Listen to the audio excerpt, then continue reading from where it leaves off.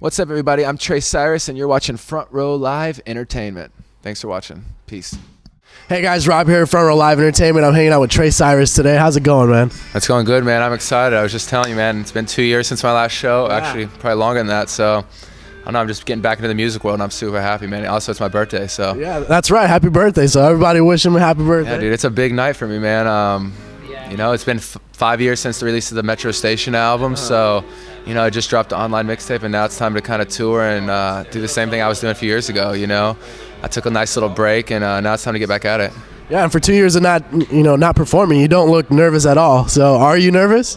Dude, I've been nervous, man. The past couple weeks, like, everyone's just been like, Trace, you need to calm down, and now it's my birthday, man. Everyone's in like the party atmosphere, and that's kind of what I wanted. I was like, I knew when I got here and everyone was having a good time, I was like, it was gonna be stress-free. So that's how I'm trying to act. I'm like, dude, if I fuck this up, there's no one to let down, man. The kids, they just want to see me have a good time. They don't care if I mess up lyrics or the key of the song. So I'm my hardest critic, and that's what I need to realize. So I'm just I'm trying to figure that out. And as far as that, you're saying nobody to blame for. Just recently, you actually started working with a manager.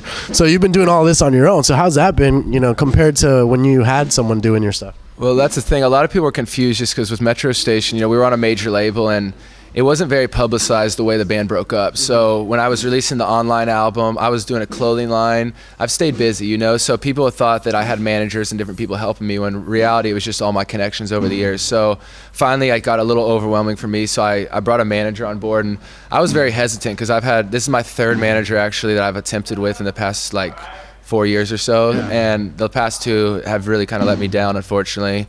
And this new guy, I was scared to take him on, and it's just like my team is solid now. And then Ashland High, why Ashland High?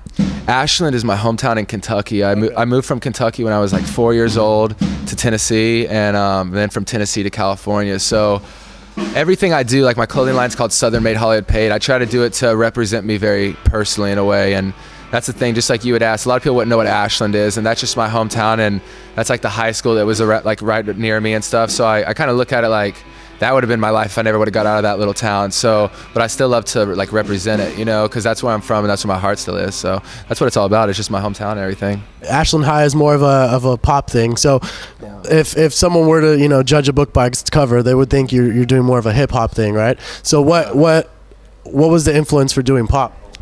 Man, I like to shock people, man. That's the thing. I feel like the best things in this world is just the shock value of things. That's why I love people like Lady Gaga, man. It's like I was playing shows with Lady Gaga before she blew up, and I saw how weird she was, and I knew immediately, before she was anywhere, I was like, she's gonna blow up because the world loves unique things and interesting people. And the thing is, it's hard for an artist like me or Gaga to break initially, but once I do get in the world, the thing is, when someone sees me at a show and I walk away, they're gonna remember what I look like forever. They could pass me 10 years from now and they're gonna be like, that's Trace Cyrus. So that'll help me in the long run, but it's definitely hard for me breaking into this pop world. But I think once I break through the surface, it's gonna be easy riding, so we're gonna be good. Does it worry you at all? It does worry me at times, but the thing is, with everything in my life, I've always been the black sheep of my family. I feel like I've kind of got the short end of the stick, man. I've lost some friends over the years, so it's I've been through the tough times. So for me to break into the pop world, it's I had a great song with Shake It, 4 million singles sold. So I've been in the pop world, but still, the thing with Shake It and Metro Station, a lot of people know that song, but unless you really were a fan, you didn't know exactly what I looked like. Because if you just heard the song on the radio, you would just think oh, this is some pop band.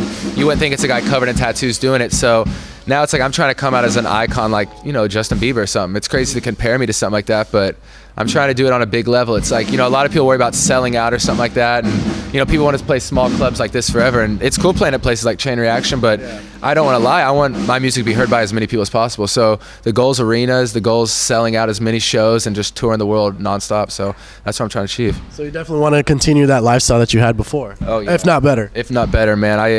Now I feel like all the stupid shit I was doing as a kid, that's why I'm stoked for this tour coming up, because I've done all my party days. I've gone out to the clubs, the parties, had the girls, the drinks, the drugs. I hate to say that, but it's true. It's when you get signed. I got signed at 18 years old, so I got to live the rock star lifestyle very young, and I realized that you can't party like a rock star and perform like one too, you know. Some of the best, exactly. And now to me it's about, honestly, it's living a straight line. Like, don't get me wrong, I'm gonna have fun and party with my fans and with my team. We're gonna celebrate, but that's when the time's right and in moderation, you know. When I go out on that stage, I hate to say it doesn't matter what band I'm touring with, I'll love them all and they'll be my friends, but my goal that night is to kick everyone's ass, you know. If I don't do that, then there's no point of even playing the show. So that's what I'm trying to do. Everyone should try to do that themselves if they're in a band. Yeah. And what made you change your mind as far as, you know, basically growing up, as how you were reacting to, you know, partying and stuff like that? Dude, I basically, after Metro Station, I haven't been talking about this too much because it took me a while to really clean up my act, man. After Metro Station broke up, with Metro Station, I was pretty much, I mean, I've always like had my stuff together, you know. Last tour I did was my sister, so, you know, I'm mature and I know how to act around the situations, but after Metro Station fell apart, I was just depressed, sad. Dude, I just found myself like drinking and like getting high all the time. Like, that's what I love to do, man. And hell, I'm not gonna lie, I would still love to do that, but it's like I realize what's important to me, and what's important to me is my fans, my career, and my fiance. You know, it's like all that party stuff. It's like, that was cool, and don't get me wrong, it's fun, but there's no like longevity and pleasure with that. Like, it's for the time, and then like the next day if you're sober or something, then you're miserable. So it's like, now I just want to be happy and make music, because music's the one thing that makes me happier than anything. I don't care, you know, if I'm completely wasted or high or out of my mind, you know. It's like, when I record a song and I leave with that CD and play it, or if I leave the stage, it's like, it gives me a high that I've never felt before. So that's been the past 2 years. I went on a downhill spiral, and then honestly, like probably towards the end of this last year, man, I was just like, you know what, I'm gonna kick all these stupid bad habits, man. I've like just quit, man, drugs, drinking, like tobacco, like just really trying to like just live right, man. And you know, I'm not trying to preach to anyone who lives their life how they want. I respect it. And but I don't know, I was just basically like, you know, I was insane, but I was functioning pretty much, you know. And now I'm out of that phase, and now it's just about being mature, and the only thing that matters to me right now is my family, my girl, and my fans. That's it, nothing else. You know what you're doing. Like, oh, exactly. You know, I never stopped making music, even when I was, you know, living on the wild side. I was still recording. I always said to people, like, I was like, you know, I was pretty much like a functioning, like, you know, alcoholic / like drug addict, you know. And people just didn't know it, kind of, because I had a very well way of like mannering myself and acting polite and stuff, you know. But I wasn't happy with the way my life was going, man. I found myself just staying at home and just almost just being depressed all the time, and that's not the way to live, you know. If you're not having fun with what you're doing, then you need to find another job, you know. So that's why for a while it was a dilemma. I was like, you know, maybe I thought for a while music was over for me, and that's why I think why I was so depressed and why life kind of went to hell for me for a little bit. But you know, now I'm back at it, so nothing's gonna stop me now. Yeah. Now you just released Geronimo, your debut album. What's the meaning behind Geronimo? Geronimo, man, I grew up with a lot of Native American influences. My dad's Native American. My dad adopted me when I was really young, so he's like the biggest influence in my life. And ever since I was a kid, he grew up just always, Geronimo was like one of his favorite Indians. And it's more the Indian lifestyle and the way they live, and you know, their spiritual beliefs. That's what my dad really likes, and he rubbed it off on me. So that's what Geronimo represents to me. It's kind of like the Indian way of living, and more than anything, it represents my dad to me, because anytime I see that picture of Geronimo, I just think of my father. Yeah. So, you know, the whole tattoo on my back is Geronimo, the mixtape cover is Geronimo, the Ashland High merch is Geronimo. So it's like, I don't know, it's just... Is it something that's going to continue to live on for? I want it to. That's the thing. It's like, I don't know if kids yet know what the meaning is, but they're going to. So... I don't know. I'm excited for people, because too, like my back tattoo, I think people don't even know I have that tattoo yet, kind of, because it's so new. I knocked out my whole back in like 4 settings. Wow. Just because I was like, I remember my dad was getting this is another Geronimo portrait on my hands. And my dad was like, man, I want that same tattoo. So he got it on his forearm. And I remember he made a joke. He was like, what if I did this whole thing on my back? And I don't even think it. I was like, Dad, I'm going to do it one day. And he just laughed it off, you know. And it's like, look at me now, I got it on my back. So did it for him. Cool. And you know, you released this album for free. Yeah. Many artists don't do that these days. So what was the reason for releasing it? Dude, basically, I was in a band that, you know, we were in kind of categorized in that scene, pop punk world, and not a lot of bands were breaking out and really having radio success like we did. With Shake It, I have to admit, man, I made a lot more money. I sold a lot more records than I ever expected or even thought imaginable. When I started the band, I didn't expect to make a living out of it. And so basically when I wanted to get back into the world as my solo project, I was like, what's the best way to just show the fans that I care about them still? And I was like, I'm going to give this album away for free. I was like, you know, that's what we were doing with Metro Station at the beginning, you know, giving out free songs on MySpace. It was the MySpace generation. And now it's kind of like YouTube and things like that taking over. And the only genre of music I really listen to is hip hop. And my favorite rappers that are getting big, it's just from recent free mixtapes and stuff. And I was like, why the hell don't pop artists do that? And it's obvious to me why they don't. Is just because when you're a pop artist and you can easily push songs to radio, you're going to make a lot of money, you know, right away. And the thing was, I was like, I don't want to wait to get a song on the radio. I just want my true fans to have my music right this second and not even pay for it. And so that's what I did. I released it, and it's like, I'm going to tour off these songs. So every night on stage, I'm going to say, you know, if you don't have the record, you don't have to buy it. You just go home and download it. So I don't know, you know, what else they could ask for me. It's like, I'm just doing it to show them I love them. That's the only reason why. So is it safe to say that this is probably not the actual, you know, debut album? It's more of a mixtape? This is not the debut. Dude, this mixtape, yeah, I call it a mixtape. I've been calling it an online album, you know, through my Twitter and stuff, because I didn't expect it to turn out as good as it did, considering we did the whole thing in 9 days. Wow. You know, a lot of people think it's something I've been recording for 6 months or something. Basically, I have like 150 songs on the back burner just that I've recorded over the past 2 years. And I basically had this idea. I knew some producers from Canada, and I was like, yo, you guys down to fly out and record like a whole mixtape in like 10 days? And they were here for like 11. So one day it was a fly in and leave. And so those 9 days between, it was just song after song after song. Like the first day we did like 2 songs, the next day we did a couple, and then after that it was just song after song. And before we knew it, we used every song we did for the record, for the online album. So this is definitely not my in-store debut. We're gonna tour off of it. I have my manager now. We're gonna start shopping to labels, and I don't know.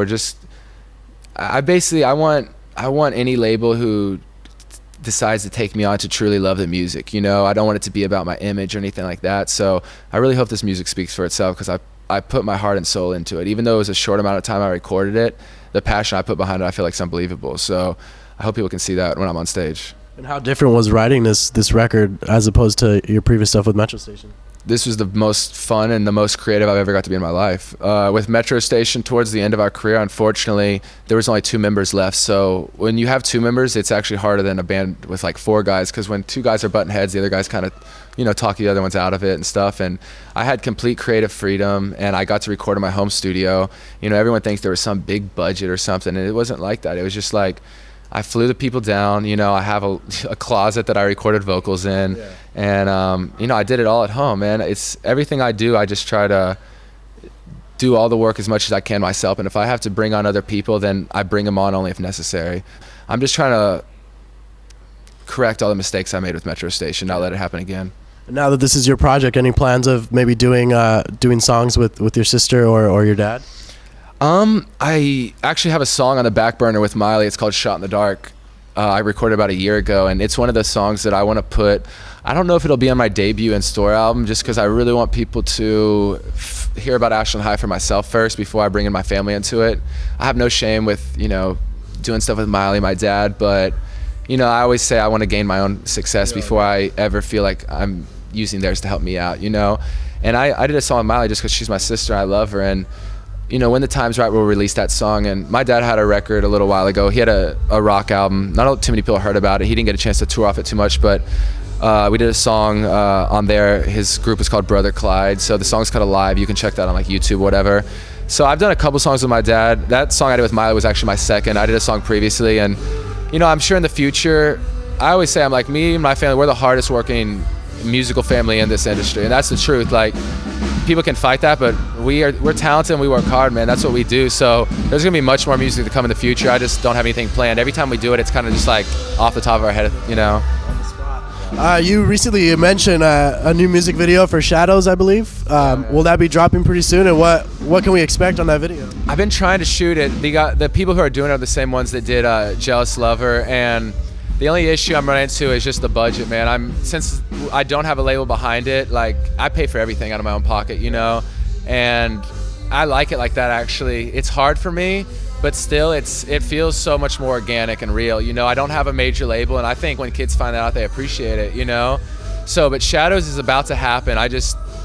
Jealous Lover was a video I say, like, I wanted the people to see me for me. You know, I dressed like myself. I was just me and a girl in the video. And Shadows, I'm completely going like to another character. It's gonna be like a movie. So it's gonna be, I don't want to give it away, but I'll be in prison in the movie, in the music video, and it'll be me pretty much trying to escape, you know, so it's gonna be crazy. Crazy. So today's your first show. What are the plans for tours, and who would you want to, you know, go out on tour with? Today's the first show, and then I actually have a tour booked. I go next month. The first tour date is March 20th with Breathe Carolina and the Ready Set. Unfortunately, we're not hitting up the West Coast. It's all Midwest and East Coast. But after that, I'm guarantee I'll be on another tour again. But I'm basically just looking to tour with, starting off the bands that I toured with at Metro Station, because that's where I left off. I feel like I should go back to my roots, you know. I would love to tour with like Good Charlotte, Boys Like Girls, The Maine, just those, you know, those bands that were actually my friends, and that, you know, they were homies back in the day. I haven't seen them in a while, so I hope to do that. And then I hope artists like Katy Perry, Justin Bieber, Lady Gaga, the real pop artists, you know, because the thing is, the last tour I did was arenas with Miley, and people might not expected me to, but it actually went really well, you know, because the music, when it's pop songs, it crosses over great. That's the thing.